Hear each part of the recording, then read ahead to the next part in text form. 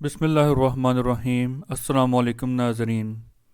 آج کی اس ویڈیو میں ہم آپ کو حضرت رابعہ بصری رحمۃ اللہ علیہ کے حالات و مناقب بیان کریں گے۔ ویڈیو کا آغاز کرتے ہیں۔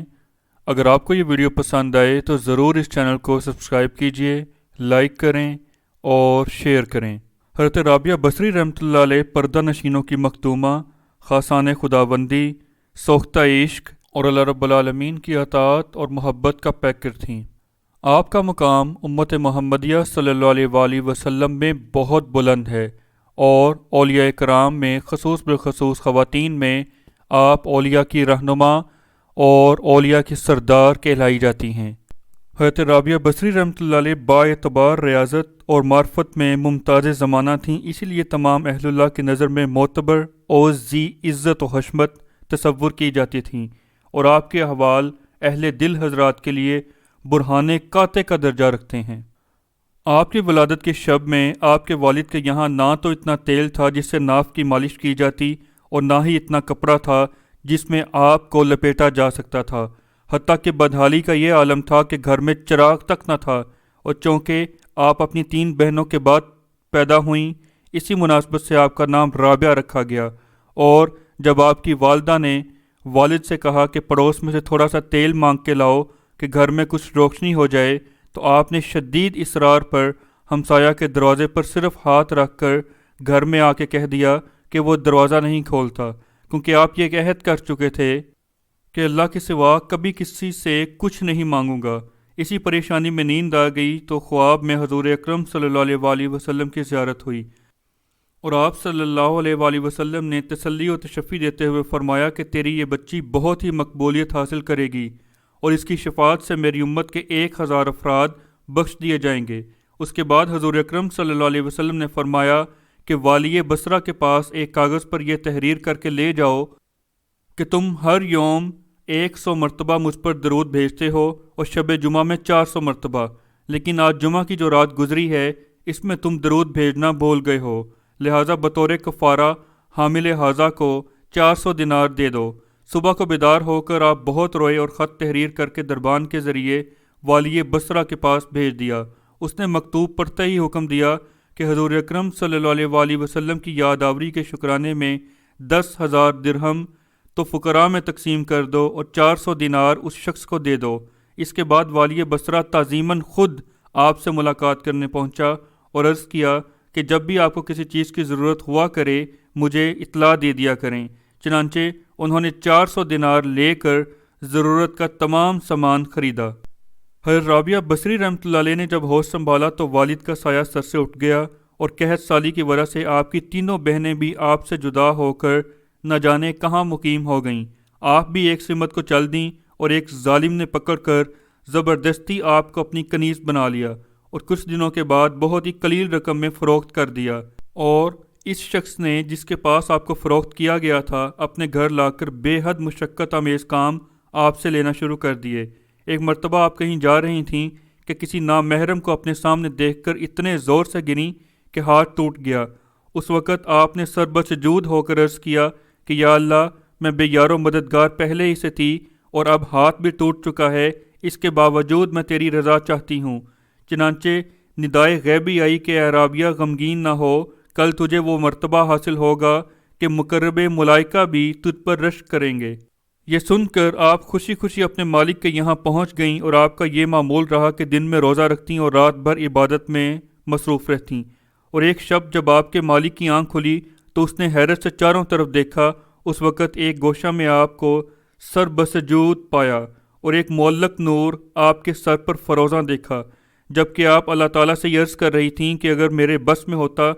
تو ہمیں وقت یعنی ہر وقت تیری عبادت میں گزار دیتی، لیکن چونکہ تو نے مجھے غیر کا محکوم بنا دیا ہے،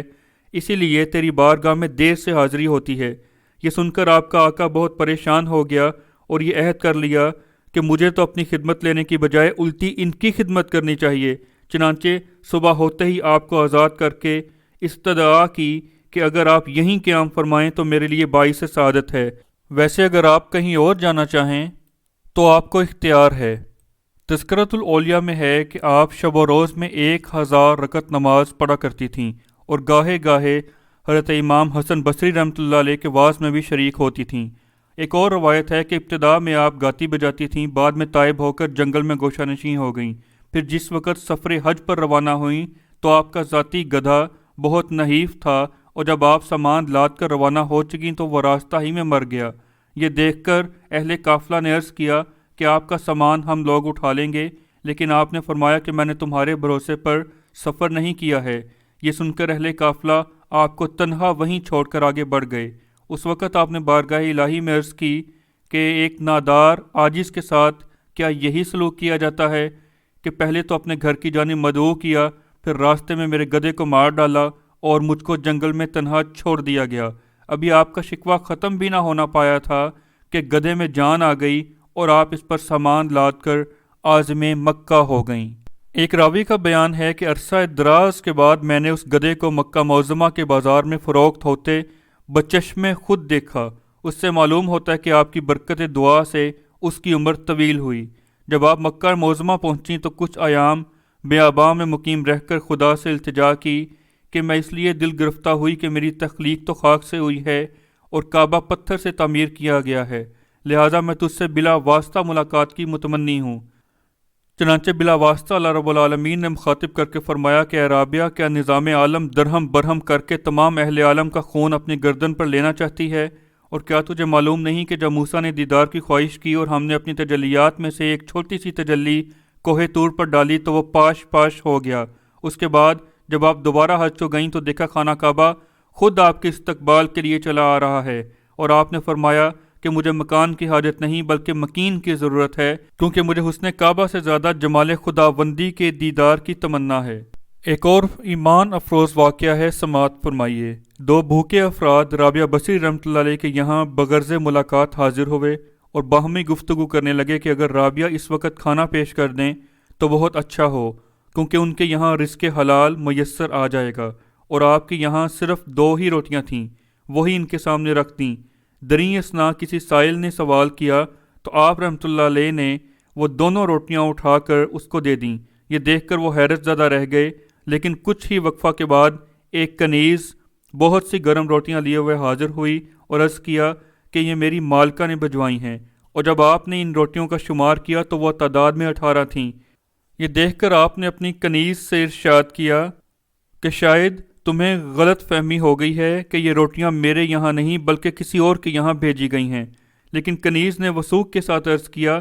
کہ یہ آپ ہی کے لیے بھجوائی گئی ہیں، مگر آپ نے کنیز کے مسلسل اصرار کے باوجود واپس کر دیں، اور جب کنیز نے اپنی مالکہ سے واقعہ بیان کیا تو اس نے حکم دیا کہ اس میں مزید 2 روٹیوں کا اضافہ کر کے لے جاؤ۔ چنانچہ جب آپ کے سامنے 20 روٹیاں واپس پیش کی گئیں تو آپ نے روٹیاں شمار کر لیں، تب ان مہمانوں کے سامنے رکھا، اور وہ محو حیرت ہو کر کھانے میں مصروف ہو گئے۔ کھانا کھانے کے بعد ان مہمانوں نے رابعہ بصری سے واقعہ کی نوعیت معلوم کرنا چاہی تو فرمایا کہ جب تم یہاں حاضر ہوئے تو مجھے معلوم ہو گیا تھا کہ تم بھوکے ہو، اور جو کچھ گھر میں حاضر تھا وہ میں نے تمہارے سامنے رکھ دیا۔ اسی دوران ایک سائل آ پہنچا اور وہ دونوں روٹیاں میں نے اسے دے کر اللہ سے عرض کیا کہ تیرا وعدہ 1 کے بجائے 10 دینے کا ہے، اور مجھے تیرے قول صادق پر مکمل یقین ہے، لیکن کنیز کے 18 روٹیاں لانے سے میں نے سمجھ لیا کہ اس میں ضرور کوئی سہو ہوا ہے، اسی لیے میں نے واپس کر دیں، اور جب وہ پوری 20 روٹیاں لے کر آئی تو میں نے وعدے کی تکمیل میں لے لیں۔ اللہ اکبر۔ ایک مرتبہ ایک چور آپ کی چادر اٹھا کر فرار ہونے لگا، لیکن اسے باہر نکلنے کا راستہ ہی نظر نہ آیا، اور چادر اپنی جگہ پر رکھتے ہی راستہ نظر آنے لگ گیا، لیکن اس نے اپنے حرص کی وجہ سے دوبارہ چادر اٹھا کر فرار ہونا چاہا، اور پھر دوبارہ راستہ نظر آنا بند ہو گیا۔ غرض یہ کہ اس نے اپنے لالچ کی وجہ سے اسی طرح کئی مرتبہ کیا، اور ہر مرتبہ راستہ اسے نظر آنا بند ہو گیا، حتیٰ کہ اس نے غیب سے ایک آواز سنی کہ تو خود کو آفت میں کیوں مبتلا کرنا چاہتا ہے؟ اس لیے کہ چادر والی نے برسوں سے خود کو ہمارے حوالے کر دیا ہے، اور اس وقت تک سے شیطان تک اس کے پاس نہیں پھٹک سکا، پھر کسی دوسرے کی کیا مجال ہے جو چادر چوری کر سکے۔ ایک روز جب رابعہ بصری ساحل فرات پر موجود تھیں تو اچانک حسن بصری رحمۃ اللہ علیہ بھی وہاں پہنچ گئے اور پانی پر مصلی بچھا کر فرمایا کہ آئیے ہم دونوں نماز ادا کر لیں، لیکن رابعہ نے جواب دیا کہ اگر یہ مخلوق کے دکھاوے کے لیے ہے تو بہت اچھا ہے، کیونکہ دوسرے لوگ ایسا کرنے سے قاصر ہیں، یہ کہہ کر رابعہ نے اپنا مسلح ہوا کے دوش پر بچھایا، یعنی ہوا میں بچھا دیا، اور فرمایا کہ آئیے دونوں یہاں نماز ادا کریں تاکہ مخلوق کی نگاہوں سے اوجھل رہیں۔ پھر بطور دل جوئی رابعہ نے فرمایا کہ جو فعل آپ نے سر انجام دیا وہ تو پانی کی معمولی سی مچھلیاں بھی کر سکتی ہیں، اور جو میں نے کیا وہ ایک حقیر سی مکھی بھی کر سکتی ہے، لیکن حقیقت کا ان دونوں سے کوئی تعلق نہیں ہے۔ حضرت حسن بصری مکمل ایک شب و روز رابعہ بصری رحمۃ اللہ علیہ کے ہاں مقیم رہے اور حقیقت و معرفت کے موضوع پر گفتگو کرتے رہے، لیکن حسن بصری رحمۃ اللہ علیہ کہتے ہیں کہ اس دوران نہ تو مجھے یہ احساس ہوا کہ میں مرد ہوں اور نہ یہ محسوس ہوا کہ رابعہ خاتون ہیں، اور وہاں سے واپسی پر میں نے خود کو مفلس اور ان کو مخلص پایا۔ ایک مرتبہ امام حسن بصری رحمۃ اللہ علیہ اپنے چند رفقا کے ہمراہ ایک شب رابعہ بصری رحمۃ اللہ علیہ کے یہاں پہنچے، لیکن اس وقت ان کے یہاں روشنی کا کوئی انتظام نہیں تھا اور امام حسن بصری رحمۃ اللہ علیہ کو روشنی کی ضرورت محسوس ہوئی۔ چنانچہ حضرت رابعہ نے کچھ پڑھ کر اپنی انگلیوں پر دم کیا اور وہ ایسی روشن ہو گئیں کہ پورا مکان بکہ نور بن گیا،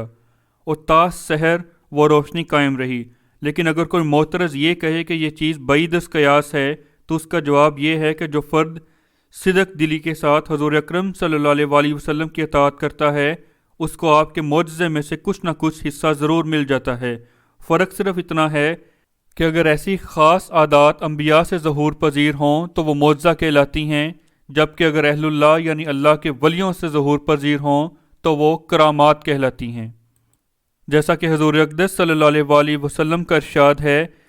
کہ سچے خواب نبوت کے 40 حصوں میں سے ایک حصہ ہیں۔ ایک مرتبہ امام حسن بصری نے آپ سے یہ دریافت کیا کہ آپ کو یہ مراتبے عظیم کیسے حاصل ہوئے؟ آپ نے فرمایا ہر شے کو یاد الہی میں گم کر کے۔ ایک دفعہ حسن بصری رحمۃ اللہ علیہ نے آپ سے فرمائش کی کہ مجھے ان علوم کی بابت سمجھاؤ جو علم تمہیں اللہ رب العالمین نے بلا واسطہ عطا کیے ہیں۔ فرمایا کہ میں نے تھوڑا سا سوت کاٹ کر تکمیل ضروریات کے لیے 2 درہم میں فروخت کر دیا، اور دونوں درہم اپنے ہاتھوں میں ایک ایک کر کے رکھ لیے، یعنی ایک ہاتھ میں 1 درہم اور دوسرے ہاتھ میں دوسرا درہم، اور یہ رکھ کے اس خیال میں غرق ہو گئی کہ اگر میں نے دونوں درہم ایک ہی ہاتھ میں رکھ لیے تو یہ جوڑا بن جائے گا، اور یہ بات وحدانیت کے منافی اور میری گمراہی کا باعث ہو سکتی ہے۔ بس اس کے بعد سے میری تمام راہیں کشادہ ہوتی چلی گئی ہیں۔ ایک مرتبہ لوگوں نے آپ سے بیان کیا کہ حضرت امام حسن بصری رحمۃ اللہ علیہ یہ کہتے رہتے ہیں کہ اگر میں روز محشر ایک لمحہ کے لیے بھی دیدار خداوندی سے محروم رہا تو اتنی گریہ زاری کروں گا کہ اہل فردوس کو بھی مجھ پر رحم آ جائے گا۔ رابعہ نے کہا کہ انہوں نے بالکل ٹھیک کہا، لیکن یہ شے بھی اسی کے شایان شان ہے